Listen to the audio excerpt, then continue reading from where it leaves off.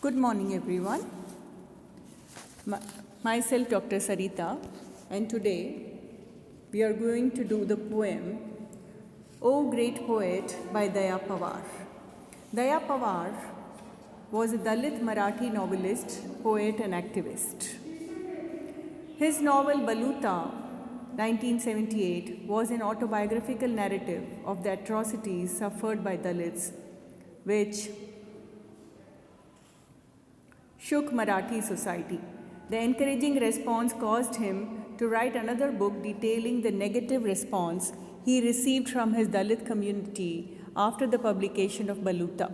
As is evident, his work, both poetry and prose, is concerned with revealing the horrors of the caste system and the cruelties inflicted on individuals by society due to this system. Writing in the tradition of Dalit literature, Daya Pawar has raised issues of caste, inequality,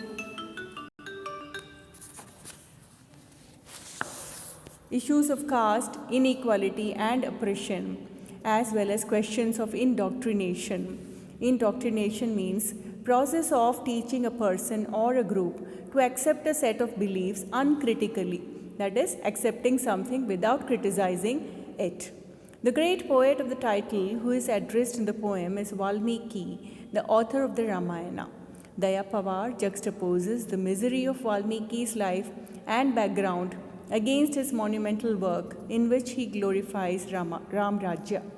By placing Valmiki's lower caste background and the atrocities suffered by his community and his people as a counter to the praises of Ram Rajya, Daya Pawar raises the issue of what it is to be a great poet. Is the quality of his verse and his thoughts what makes a great poet?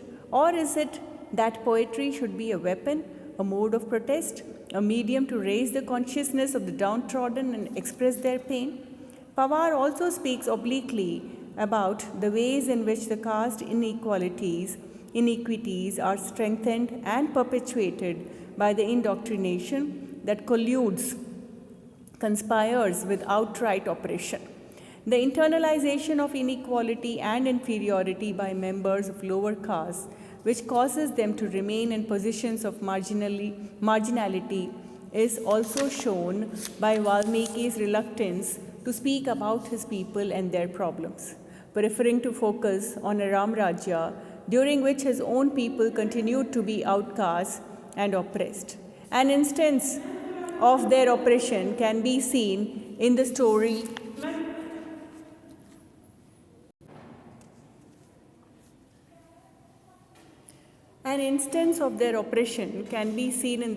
of Shambuk in the Ramayana. Shambuk was the member of the lower caste whose head was chopped off by Rama for daring to attempt to read the Vedas.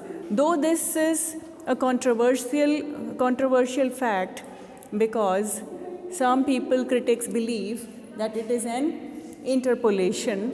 Interpolation means something which was added later on to the story, maybe by someone other than Valmiki. It might be a possibility, so we should keep this in mind. But Daya Pawar's perspective is probably that it was a story which was included by Valmiki himself in the Ramayana, and keeping this perspective in the mind, Daya Pawar wrote this poem and he addresses Valmiki in this poem and says, how come you are a great poet if you cannot protest for the upliftment of your own caste and community? Let me read the poem for you. O Valmiki, should you sing the praises of Ram Rajya because you are the great poet of poets? Seeing the heron's wounded wing, your compassionate heart broke out in lament. You were born outside the village, in a shunned neighborhood where misery itself was born. Never festooned with fruit or flower, the dejected faces furrowed with care. Is it true you never heard their lament as they cried for liberation? One Shambuk of your own blood caught fire, rose in anger. O great poet, singing the praises of Ram Rajya, Even there the icy cliff of inhumanity towered up. O great poet, how then should we call you a great poet? Had you written just one single verse exposing this injustice, this outrage, then would your name have been carved on our hearts. So, in this poem, Daya Pawar addresses Valmiki directly, and he questions, how can we call you a great poet when you did not write a single verse for the upliftment of your own community? The poet here questions Valmiki whether he should write the praises of Ram Rajya because he is the poet's poet, the greatest poet. When Valmiki saw the heron's wounded wing, his pitiful heart broke out in great sorrow. Spontaneously, a shloka, a couplet, came out of Valmiki's mouth. Daya Pawar says that Valmiki himself was born in the hated slum area of the Dalits outside the village. He was born in a miserable environment and conditions like the other Dalits.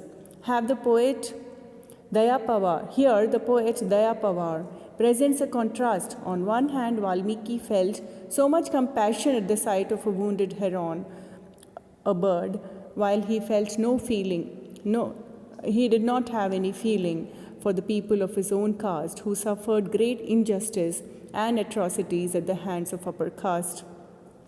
He remained altogether indifferent towards the miserable conditions of the Dalits. The inferior cottages of the poor Dalits were never decorated with festoons, buntings, fruits, or flowers at any festival. The poor, downtrodden people were dejected, and dejection reflected on their faces. Their foreheads had wrinkles of anxieties. The poet Daya Pawar asks a question to Valmiki whether he never heard their cries of sadness and troubles. They cried for liberation from atrocities. The poet reminds Valmiki of Shambuk, who belongs to Valmiki's own caste and who protested angrily against the oppressions inflicted on the Dalits. Did Valmiki not know how Shambuk met his end? Ram himself chopped off his head because he was trying to read the Vedas. So, Daya Pawar probably believes that this story of Shambuk is not an interpolation, but people usually believe that this is an interpolation because Rama could never have been so unjust because he ate at the hands of Shabri, who was also a Dalit. But anyway, since this poem is prescribed for us and we have to see it from Daya Pawar's point of view, we are doing this way. In this last stanza of the poem, Daya Pawar repeats the phrase, "O great poet," which is sarcastic. Valmiki ignored the Dalits completely and thus he lowered the status of them. Valmiki sang the praises of Ram Rajya, but in the times of Ram, cruelties against the Dalits rose to a great height. Daya Pawar denounces Valmiki because he remained indifferent to the injustice and ill treatment given to the Dalits by the people of higher castes. The poet emphatically says that if Valmiki had written a single poem revealing the injustice and violence done to the Dalits, then his name would have been inscribed on the hearts of the Dalits. Pawar asks Valmiki how he should be called a great poet when he showed indifference towards the injustice and ill treatment done with the Dalits.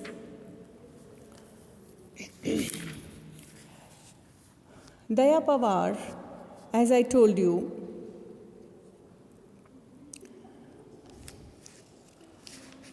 was a novelist, poet, and a social activist. As a poet, he is known for his contribution to Dalit literature, in which he has described the cruelties which have been suffered by the Dalits or untouchables under the Indian caste system. He was the writer of the film that Dr. Baba Ambedkar, the government of India, awarded Padma Shri to him in 1990 for his contribution to Marathi literature. In Daya Pawar's poetic works, the atrocities which were inflicted on Dalits by the people of higher castes have been described. In this poet also, O great poet, Daya Pawar addresses Valmiki, the author of the first epic, Ramayana. and he has questioned about the caste inequality and the atrocities done to the Dalits by the people of higher caste. The caste system is a stigma on Indian society, and this is what Daya Pawar reiterates in this poem. This much for today. Thank you.